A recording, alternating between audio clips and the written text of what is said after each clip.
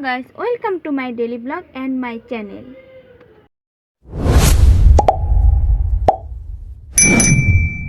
Share করছি আজকে সারাদিনের খাবার। আজকে দুপুরের প্রথমেই ছিল সাদা ভাত, সাথে ছিল সবজি। এটা ডিম দিয়ে রান্না করা হয়েছিল।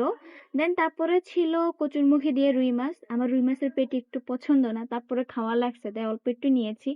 দেন তারপরে হইতেছে বিকালবেলাতে একটু বাইরে সন্ধ্যার সময় খাওয়া দাওয়া করতে হয়। তো আজকে অনেকদিন পরে নাগা ফুচকা খেলাম, এটা ছোটটা, ছোট ছোট ফুচকা। দেন তারপরে হইতেছে একটু দুধ চা খাইছি, দুধ চা না হলে তো হয় না, আর এই দুধ চাটা খুবই টেস্টি ছিল।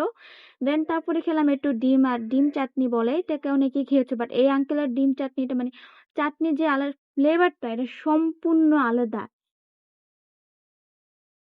দেন বাসায় এসে রাত্রেবেলা খেয়েছিলাম একটু খিচুড়ি, আর এটা হচ্ছে চিকেন, এটা কড়া করে চিকেন ভাজা হয়েছিল, দেন ওটা দিয়ে হালকা একটু মশলা দিয়ে খেয়েছিলাম।